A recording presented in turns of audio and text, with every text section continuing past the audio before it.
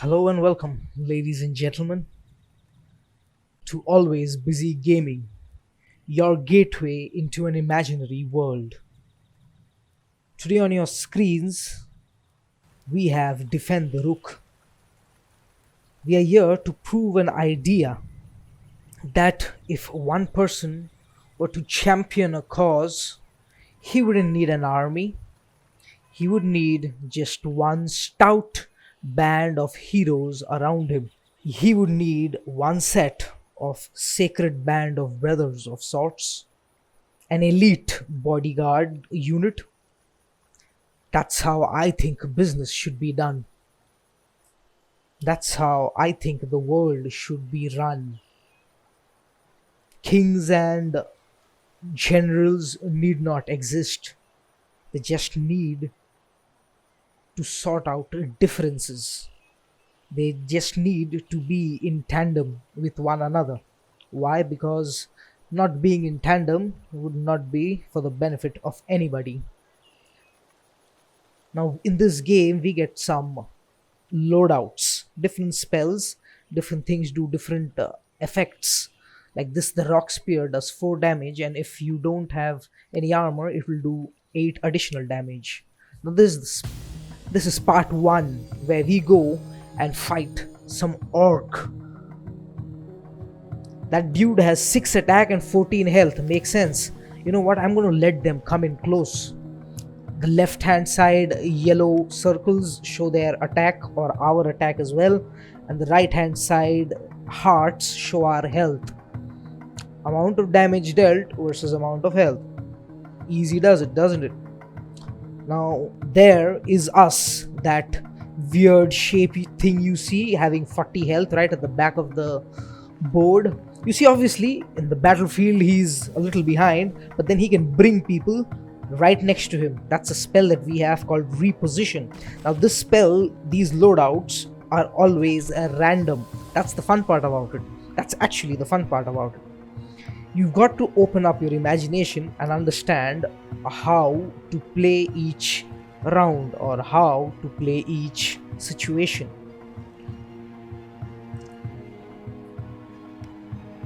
Now our shield has very low attack. He's our champion, our tank, he's a heavyweight. Now at the end of each wave you get to upgrade a hero. You can, for now, like for example, the sneak attack will do +5 power, while the rogue attacks if they are missing some health. So if he has 10 right now, he's going to get +5 more and it's going to become 15, as you can see, if that dude was already hurt. Correct? This really comes in benefit in times when you're facing bosses. But otherwise, I think the heavyweight is really beneficial because at times you're just getting a good armor up if you're around people.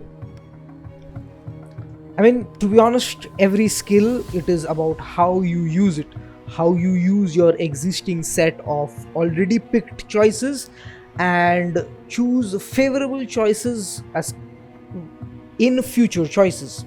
Now the fun part about this game is they give you 3 towers too. The cannon tower was the one we just put down. This was the arcane tower. The cannon tower has a lot of range, the arcane tower has lesser range but higher damage. And lastly, the emerald tower, that has absolutely shit for range, sorry, in a way aim, but then he has extremely high attack. And he can attack, or it can attack all around it. So it's really powerful for when things are getting really too hairy.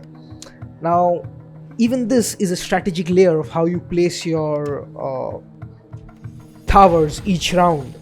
I kind of like to, create one small base where I can also position my rook along that area and have my heroes move around him. Now see, we've got cute little doggies or wolves who do very, very low damage.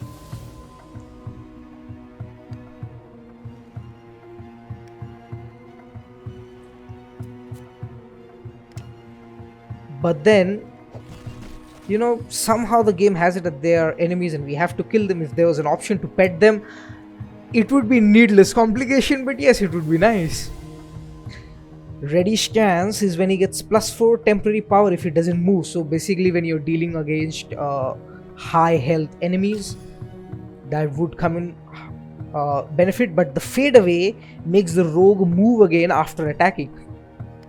Now see, one issue that I faced in this game is having to make the choice of which heroes to upgrade. Like, if you go and upgrade all of them a little, it's not really going to pay off that much. But if you upgrade one and make him really strong, then it does become overpowering. So what I propose is, in the longer game, in this demo there are only just 2 stages, so I'll be playing accordingly. But in the longer game, you should select one person, take him up 1 level, and really understand that there is a difference between the power levels of one character and another, and keep repeating that process as you go along. Now the fun part about this game is, I hope this is just one chapter, but what they've shown is that there are 5 levels, right? This is level 1 that we are in, or chapter 1 that we are in. So that would not make them chapters, books maybe. So in this book there are 5 chapters, and in this chapter there will be a boss at the end. Now what I've noticed is, in across all these, as you progress along the chapters, your health doesn't come back. So your main priority in this is to not take hits. Keep your men alive, keep your champions alive. You see, they are the ones who are actually making you or helping you go ahead and prove this point. You see, one needs to have a clear ideology and a clear reason for doing things that they are doing. If things are not in everyone's health, it would not be even allowed to be done. But this dude has to be so confident that what he's doing is right, that all he needs is to take on the few that come at him. If you ask me, that's how I think today's warlords would be, or are, to be honest. Have you noticed that's how a gang is made up of? One dude who likes commandeering shit, and a few others who act as enablers and his muscle. Well, to be honest, if you ever dreamed about running a gang, but doing good shit, this game's definitely the one for you. And obviously I am a rogue because I am really overconfident, and I get +8 power if I am not hit. So that's like how confident I am. Like, bitch, you can't touch me. Why I do that is because, see, that champion, your warrior, he's there to take the hits, okay? He's your paladin, he's your tank. But your sorcerer and your rogue are not. In one run, I had got an amazing ability for the sorcerer where she gets to transport across to any tiles across anywhere along this entire map. That's pretty amazing if you ask me. See, the entire goal is for you to make your rogue and your sorceress completely unhittable. That's how you survive. That's the only way you survive this game. You see, if there are 5 levels and you have to take, you don't get any health resets. True, at times in place of upgrades you can get some heals, but they are too far and not enough. You have to develop a play style that really pays off across the long run. That's what a game like Defend the Rook is definitely all about. It's definitely deep multi-layered strategy. Okay, as you can see, even your arcane towers can be, your towers can be taking damage. Now, one thing that I am yet to develop or actually use to its full capacity is the spells that are there. I don't think I'm yet very confident about when to use a spell. Isolate, so enemies that have an adjacent enemy don't have an adjacent enemy take +4 damage. I could give her a small heal. She's got 13 health. This is actually a difficult choice to make. You know what?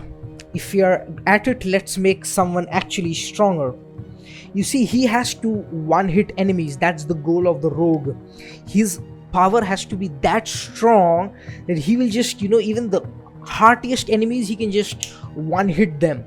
That's the goal. That's how you have to play. And once that you multiply that one hit ability with hitting more than one in a round, that's how you win. So your rogue is your main damage dealer. He's your dude out there, really dishing it out. How you have to use your tank or your warrior is, he has to be there where the hits are, where he will get hit. He has 6 armor. He's there in the weak spots, in the areas where you will get hit. Now see, this was bad positioning on my part. I should have positioned him near the rook, but I didn't have a choice. Why? Because in the previous turn the sorceress was on that side, so I automatically gave it to her. Why? Because I don't know what enemy is going to spawn there, or how strong that enemy or that particular enemy is going to be. And hence I had to use a spell that was the rock spear spell, and it did 12 damage. Why? Because that enemy didn't have armor. Now see, it's because of this implications that where your character was in the last turn really defines what you can do in the next turn, that really make this game interesting. Like see, right now it doesn't really matter that the paladin will be taking a hit. Why? Because he's got 6 armor and this dude will be doing 4 damage, so it doesn't matter. Okay, sneak attack. Oh no, it doesn't see. Let's go with the health. It's high time we healed her.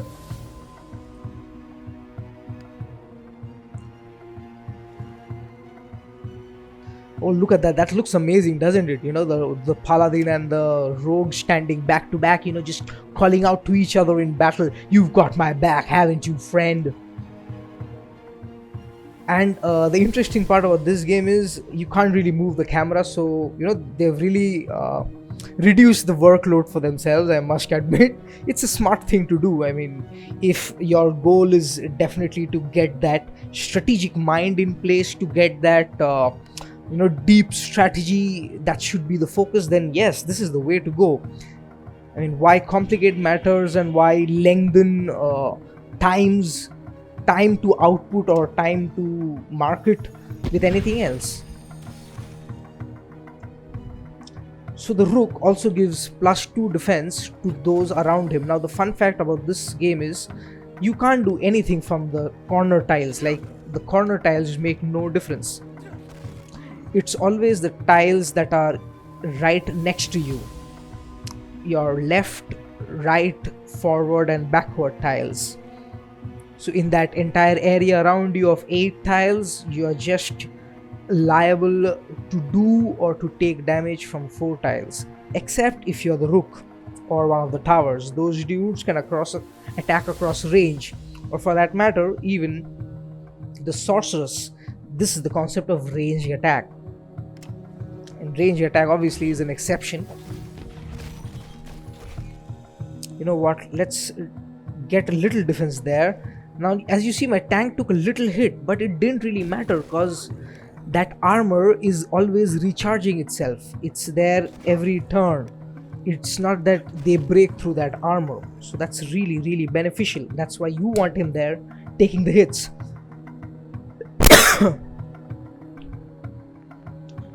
This is going to be difficult. Free step is actually, would make my already fade away investment really strong, but swallow cut, I can see that really, making a difference. Bitter revenge is okay. I'm not even wanting that situation, to be honest, so let's not think about that. But that would mean a change in the role reverse. I mean, in the roles, that would make my champion, my paladin, my tank more attack focused, and I'm not sure whether that's in my interest in the long run. For my tank, I should take everything that is more in line with how I'm going to be using him. In this case, since I'm going to be using my rogue with in an attacking way, it does make sense to build up on what I've already invested in. So this was chapter 1. Now the interesting part is that music does seem like an overlay on that. It's not really gelling, but okay. Now see, this is where we can upgrade people. Now I do agree that If we get that upgrade, then that swift will be useless, but other than that I think it's definitely helpful. Shared armor, end of your turn adjacent get +2. Whenever you take hell damage, get plus XP. No, I would rather get +2. So it's like another rook out on the field for us. Now see, that was that field, that was the experience that we gained from killing people. That's how you use the experience.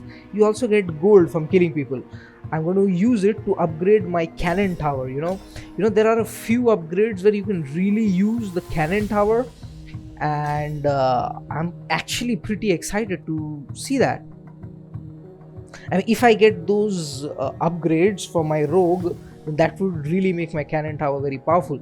See, there are a randomized set of effects, and what I love is these dudes have really done their work. They have made a big pool of randomized events or skills which do not seem that you can't always feel that you will be able to predict what's going to come. It's not a very limited set, it's actually a really large set.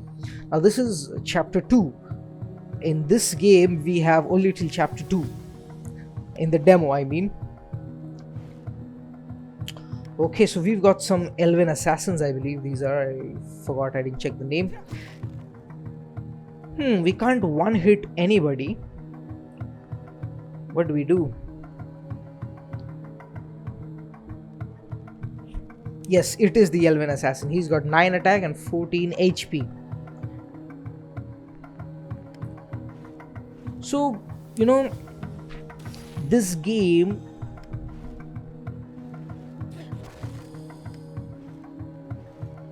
does make it all about how much you can see, or how your thought processes are. I mean, your fortunes can literally just change in one instant. There is always an optimum way out of things. It's up to you to figure out what that is, and you stack the odds in your favor by these upgrades. Like, see, right now isolate does seem really strong, and high sorcery would give me +1 charge of my earthquake, but last time I didn't even use my earthquake. You see, as I said, this is definitely a blind spot of mine. I really should use the spells more. You know what, while we are at it, let's really make him strong. 23 attack right now, and I think he does a few more in case of some situations. +4, I believe, if the enemy is alone, and often the enemy are. So this is really going to be fun. Okay, we have a new wave incoming. Let's set out those towers, please. I want my cannon right in the middle of things. They can really shoot out to all angles. That's what a cannon is meant to do. Have massive range. You should be standing there waving your hand at me thinking, look at that dude, you're so close but you can't touch me, and boom, your hand gets ripped out or ripped apart by a cannonball from my cannon tower. That's the goal of the cannon tower. Now I think I would rather place one box there, or so one barricade there. Why? It's a barrel, but it's called a barricade, I don't know why. Then that way I can protect this flank and place one tower there. Basically, since they can take damage only from 4 principal directioned boxes or hexes, not hexes obviously, squares, the best thing to do is to try and reduce the number of squares. Like, if even you take out the possibility of 1 out of those 4, that's a big deal. And if you're taking out the right one, then, well, friend, that's how you win the game. Okay, now see, I'm going to give both of them +2. Even this plus defensive range is only towards the side, which is actually a little disturbing, to be honest. Now see, because I stepped across from him, he's going to lose 23 health. Now I'm going to press space and make this dude wait, and that dude's dead because I did that, and I also killed the guy next to him. Now see, I can go up till there. Otherwise I would have had to use my sorceress to take out this 1 health dude.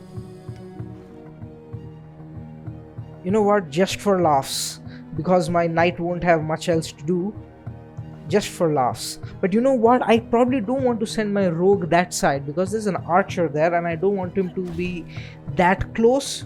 Yeah, if that makes sense. So I'm not going to use my rogue aggressively, even though over here I probably should have. Now my bet is he's not going to go for that sorceress. I may be wrong, but that's my bet. Let's place out that second tower. And also, you know what? Should we leave out that emerald there right in the middle and, really do a lot of damage? I'm not sure. Let's hold on to that emerald tower right now and not really think about placing it. Okay, then rook out. So your rook is your castle in a way, like he has got massive range. This is actually pretty fun. It's like Castlevania all over again.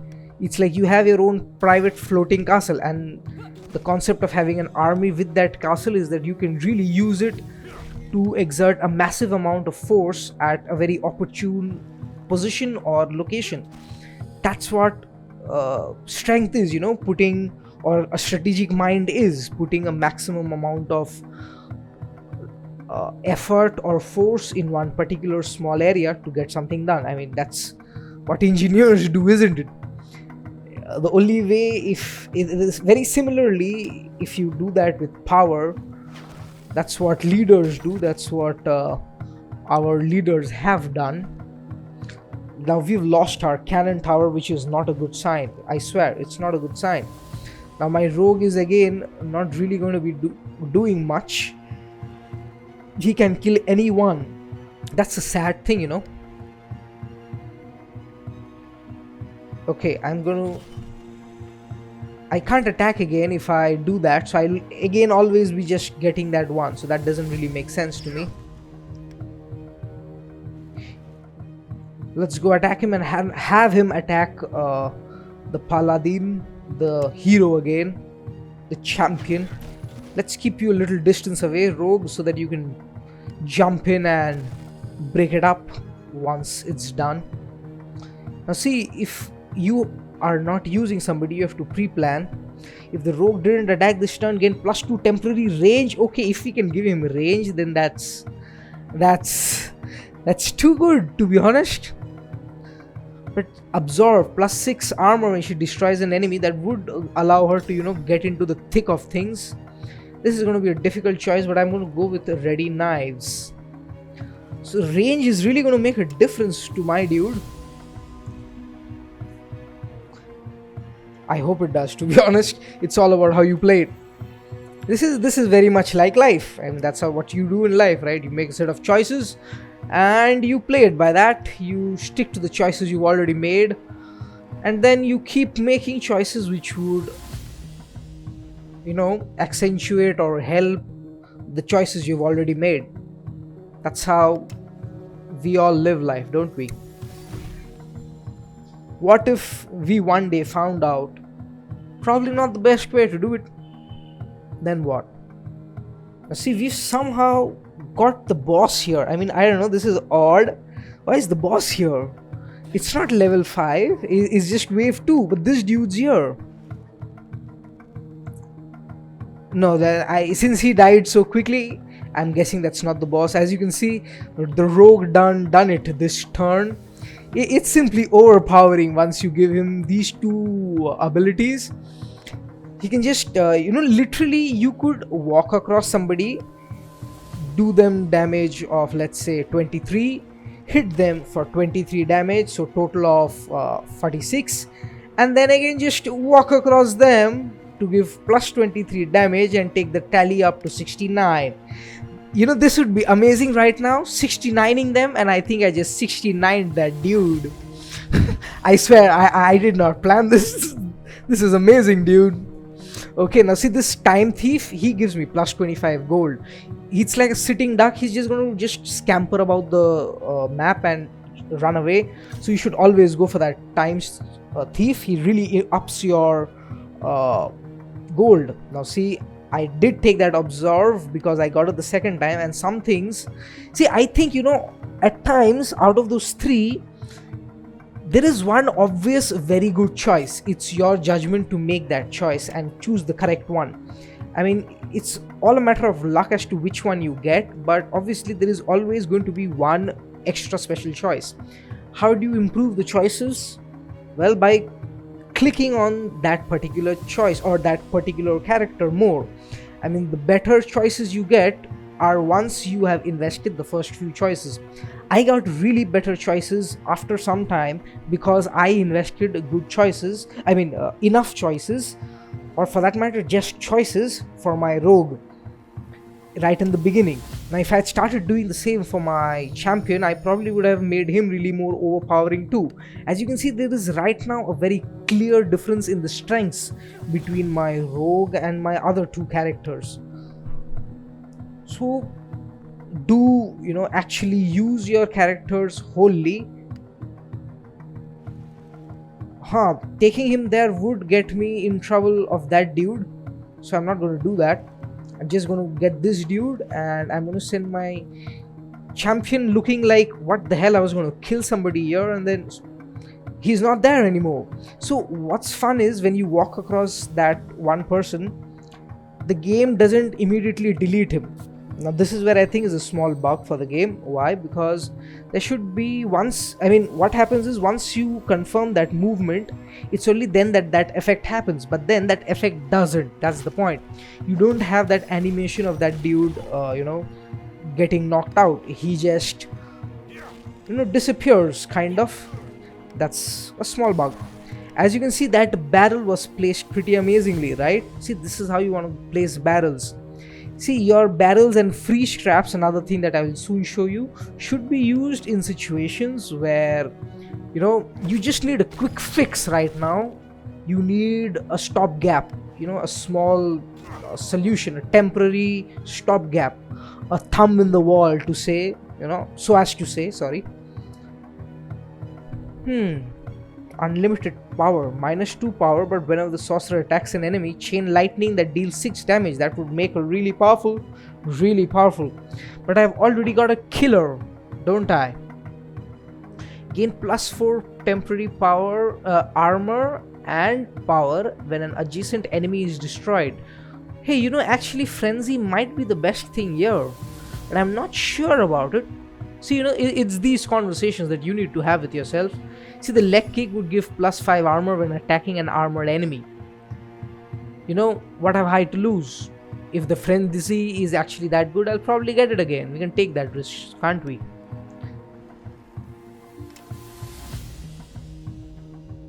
Let's get him at least there, so that each person gets +2 and we are sufficiently spread out to +2 armor, I meant. Okay, now Rogue, could you go to that side and just mop up everyone and everything for me? I mean, that would be a delight, I swear to you. Just go right in the middle of them probably. What happens if we click on where they are going to come? Do they not come? Oh no, so that spawn point moves to one side. Well, that makes sense. What we can do is probably hit the guy on the right, or move to the guy on the extreme right, so that the guy next to us would get eradicated, hit the guy on that extreme right, and then move all the way back here. Would that make sense? Would we have enough range to do that? How many squares are these? 1, 2, 3, 4, 5. 5, right? And from that point it's 1, 2, 3, 4, 5. Well, yes, we can do it. We can do it, boys. This would be imagination. How to really use what the game gives you to simply use it in a way that even the game didn't think it could be used. As a gamer, that's always your goal, dude. You're here to play the game. I don't often we listen to our ethics and we don't really play at life, but it's a good thing to be playing. You gotta be playing at times, and what's the best way or best location to play? In a game where you don't really hurt anyone. Now see, my plans got ruined. Why? Because of that interdimensional time thief. He's there, there's no reason why he's there. It was a perfect opportunity to end that entire damn line, but then I can't do it. That's kind of sad if you ask me. It's in moments like this where I sometimes question how sentient the game actually is. Like, is that game they're literally fighting for life against me and trying to keep me at bay? Or is it like, yeah, okay, I know I'm here to lose, so it doesn't really matter? To be honest, I think that's how good AI should be programmed. That AI should know that it's okay, they're gonna lose, but it doesn't matter. You know why? Because they're gonna survive. They are timeless. Nothing will ever happen to them. Also, those vengeance spirits are one hit wonders. They've got very low health, but do an attack and then just vanish away into thin air. I didn't know that. So they're in a tough spot right now. There is even an upgrade for the sorceress where she can shoot point blank. That means hit someone who's even right next to her instead of having to take a step back. That's actually a big deal. I mean, it may not seem like much, but it is. So we took some hits and we are 2 health. My champion is 2 health. That dude really did me bad. But the rook, the champion and the sorceress together can take him out. Oh no, they can't. He's got 1 health. This is going to be difficult. Can we do a rock spear, please? Yes, it's better to just do that. And what about this dime thief? Let's just walk through and dissipate him. It's actually much better. Even the money got credited there without any animation. Okay, let's position him for a perfect run and see if we can do it this time. I mean, this would be amazing. Last time I think we would have got 5. This time let's see if we can get 4 in 1 turn. I am not sure why we didn't get a skill. I mean, we were supposed to get a skill before the next turn, right? I mean, that's the logic behind it. That's how we would have healed him a bit. But okay, let's see what we can do. This is wave 5 and there's no boss. Wait, there was a different... I remember there was a boss at the final wave. I don't know what's happened, but I'm still going to go ahead and play it. Let's step right across that way, please, and take out this entire line. That went well, if you ask me. That went well. Or you know what? If we go that side, we get hit. But then what about this vengeful spirit? Yeah, let's take him out. Now it's a risk as to who is this dude gonna hurt now. Let's put some ice traps in these locations. Why? They are the adjacent tiles to where our people are, and that's where they will go to attack us. If they want to attack us, I mean. So let's place some frost traps right at that spot. That's how you use the frost trap and the barrel. It's mostly like a Hail Mary. You don't use the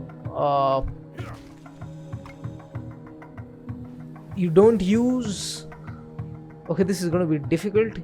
You don't use the towers that way, but yes, we can reposition him. That had me thinking for a second, to be honest. We repositioned him and he's come next to us, and our frost traps have worked amazingly well. I tell you, sometimes luck really does side with me, or it's just better planning. Up to you. You can say whatever you want. Let's end this dude. And what are we going to do about that 1 hit? Could we rock spear it? I don't know. I don't want to take any risks right now. He's got 11 damage. Yep, that's the correct answer. And there you go, boys. We can get some heal. I would definitely take a large heal for my dude, and that's what this game has to offer right now. I think it has a lot of promise. If you guys want to go ahead, I would definitely buy this game. I really enjoyed the concept, and it really helped me prove a point that to get something done, you just need a set of champions alongside you. You have to go forth and defend the Rook.